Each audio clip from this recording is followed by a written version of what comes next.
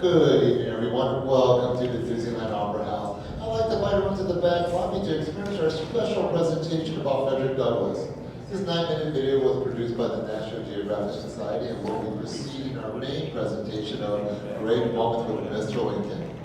As a friendly reminder, open food and beverages are not permitted inside the theater as well as strollers. If you do have a child stroller, please park your outside the main entrance doors. We also like to reserve the center portion of our theaters for our guests in wheelchairs, ACVs, and members of their party. You can access these seats by going through the center doors right below the brass window. Again, folks, please come to the back lobby. Our video screen is right on the fireplace on our presentation. Once that's over, the opening doors of the theater, Mr. Lincoln awaits. Enter the theater for Great Moments with Mr. Lincoln. We'd like to tell you the story of an unlikely friendship that transformed America forever.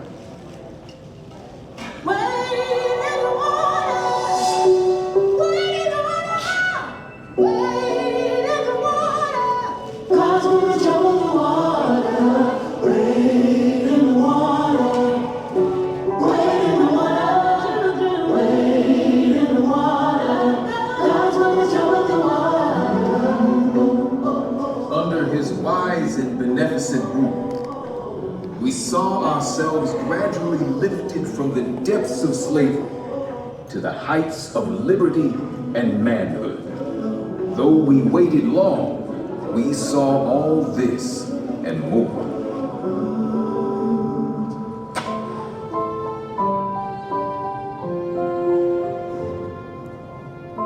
Abraham Lincoln is known as the Greatemancipator, but the moniker wasn't earned overnight. It would take the tireless work of the abolitionist movement led by Frederick Douglass, who himself was born enslaved, to guide Lincoln towards the cause of freedom. I am alike familiar with the whip and chain of slavery, and a lash and sting of public neglect and scorn, that my back is marked with the one and my soul is fettered with the other.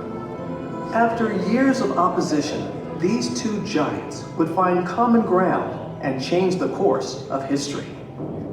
10 years before the Emancipation Proclamation was enacted, if all earthly power were given me, I should not know what to do as to the existing institution. Oh, had I the ability, and could I reach the nation's ear, I would today pour out a fiery stream of biting ridicule, blasting reproach, withering sarcasm, and stern rebuke. For it is not light that is needed, but fire. It is not the gentle shower, but thunder.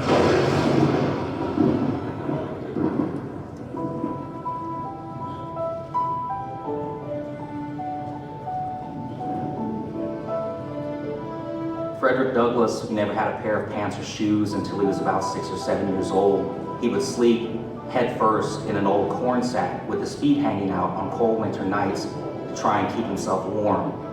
Teaching the enslaved to read was illegal, so young Frederick secretly traded what little food he had in exchange for reading lessons. It just shows how much he understood how education was going to be his key to freedom. And a key to freedom it was. At the age of 20, Douglass made a daring escape and went north, settling in Massachusetts. There he soared. From orator, The one cannot be truly free, while the other is a slave. to newspaper editor, Truth is of no color. and best-selling author. From that moment, I understood the pathway from slavery to freedom. He was the central voice of the abolitionist movement. He had this natural gift for communication. He was eloquent. He was charismatic. There wasn't a venue, a building large enough to hold people who wanted to hear him. Would you have me argue that man is entitled to liberty? That he is the rightful owner of his own body? Must I argue the wrongfulness of slavery? At a time like this, scorching irony, not convincing argument, is needed. Much of Douglass's irony was directed towards Washington, D.C.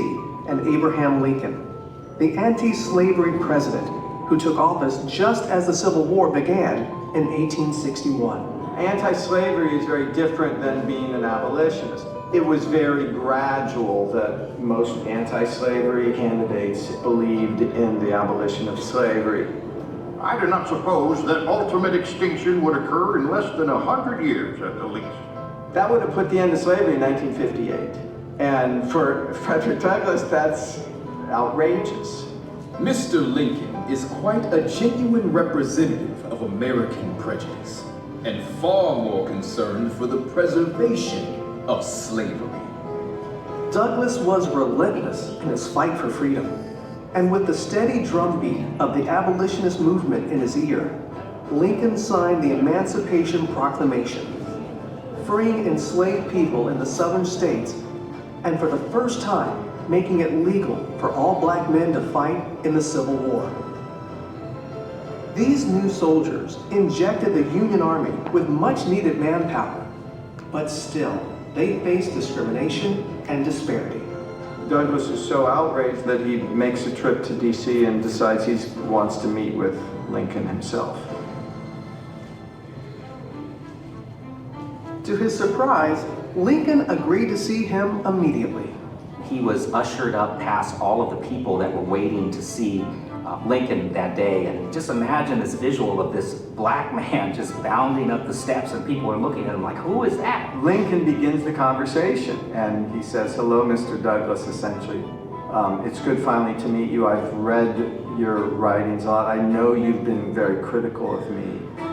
Their one-on-one left a lasting impression on both men, and Lincoln vowed to improve the conditions for black soldiers. My whole interview with the president was gratifying and did much to assure me that slavery would not survive the war, and that the country would survive both slavery and war. A year later, it is Lincoln who needs Douglass's help. He feels he's going to lose re-election, essentially says, "I need you. I think the war is going badly."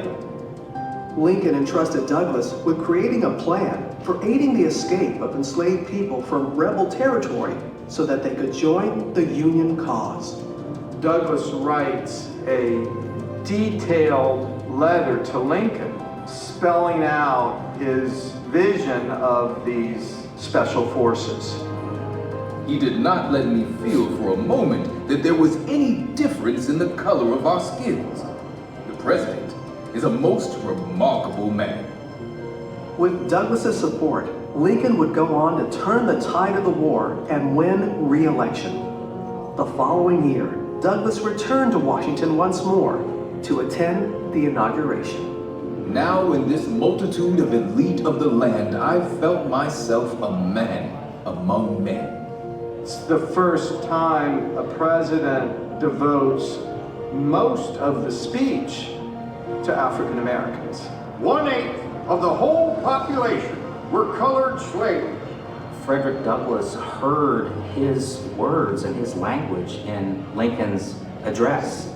Until every drop of blood drawn with the lash shall be paid by another drawn with the sword. The work that he had done over so many years, he was now hearing this at a very important moment in time in the nation's history. Douglass is invited to the White House for a reception, sees Douglass enter, and yells out, "Here comes my friend, Frederick Douglass. There is no man in the country whose opinion I value more than yours." Mr. Lincoln, that was a sacred effort. Oh, freedom. Oh, freedom. Oh, freedom. Frederick Douglass spoke truth to power, and he never stopped fighting for his people, and he understood that the struggle continued. He said, without struggle, There is no progress. Power concedes nothing without a demand. It never did, and it never will.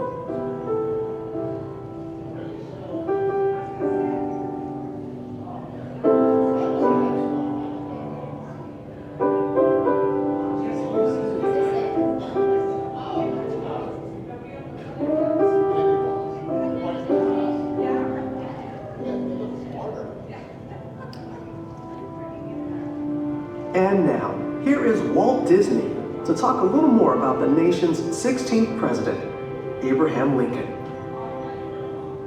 Ever since I was a youngster, I've had a great personal admiration for Abraham Lincoln. So when we decided to bring to Disneyland's visitors some great moments in Mr. Lincoln's life, we began an exhaustive research. We wanted to bring to the people of today the inspiring words of the man who held this nation together during its moment of greatest crisis, the Civil War. To start with, we were fortunate in being able to secure this life mask of the 16th president. How do we get this, Blaine? This is actually a copy of an original life mask by the sculptor Leonard Volk. Before Lincoln was president. Before Lincoln was president. Before he had a beard. That's right. During our exhaustive research into Lincoln's life, we studied his mannerisms, his gestures, and even his voice characteristics to create a faithful likeness of this honored man. The final result is so lifelike that you might find it hard to believe. Now let's go into the Opera House and listen carefully to the words of Mr. Lincoln, spoken by him a century ago, but which still apply today to free men everywhere. If you would now please pass through the doors leading to our theater, we welcome you to Great Moments with Mr. Lincoln. All right, folks, it's showtime. I'd like to invite you over to the back lobby. I'll be opening the doors to the theater momentarily. But safety first, folks. There's a red line right inside this carpet. Make sure you stand on the far side of this red line. Because these automatic doors will be opening out towards you. Again, as a friendly reminder, open food and beverages are not permitted inside the theater. So if you do have, please either finish it, discard it, or place it right inside your backpack. We also like to reserve the center portion of our theaters for our guests in wheelchairs, ECVs, and members of the party. You can access these seats by going through the center doors right below the brass eagle. Now, as you enter the theater, please watch your step. We do have step ramps on uneven floors inside. Yes. I have a question. Yes. Is the reason you say stand behind the red lines because somebody being banged by the doors? No, because when the doors open, you're going to be hit by the doors. No, but does everybody walked into the door and the doors just slammed them in the face? Yeah, it would. That's why you have to be very careful.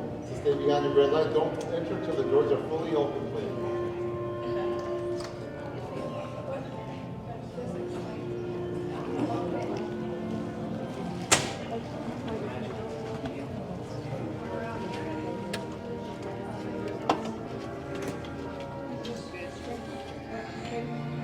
And a warm welcome to the Disneyland Opera House, folks. Not to preserve the dignity of this presentation, we ask a few things from you. That there be no eating, no drinking, and no smoking while inside this theater. Also, folks, for courtesy for all the wonderful guests around you, please no flash photographies, no video lighting inside, no cell phones for me, please. Now, during the presentation, if you need to leave early for any reason, no worries, folks. Please use the exit doors on the far right side of the theater. Even the exact same doors should be used at the conclusion of our presentation. Now, our original presentation first debuted in the 1964 New York's World Fair. At that time, Walt Disney introduced 4 new attractions. It's a Small World, the Carousel of Progress, which is still played over inside Disney World, the Magic Skyway, and of course, Great Moments with Mr. Lincoln, which came to Disneyland only 1 year later in 1965. Now, this being one of Disney's treasures, not only because Mr. Lincoln happened to be the very first human audio animatronics. The original presentation was directed by Walt Disney himself. So folks, to the magic of Disney, I want everyone to sit back and let's all enjoy the great moments with Mr. Lincoln.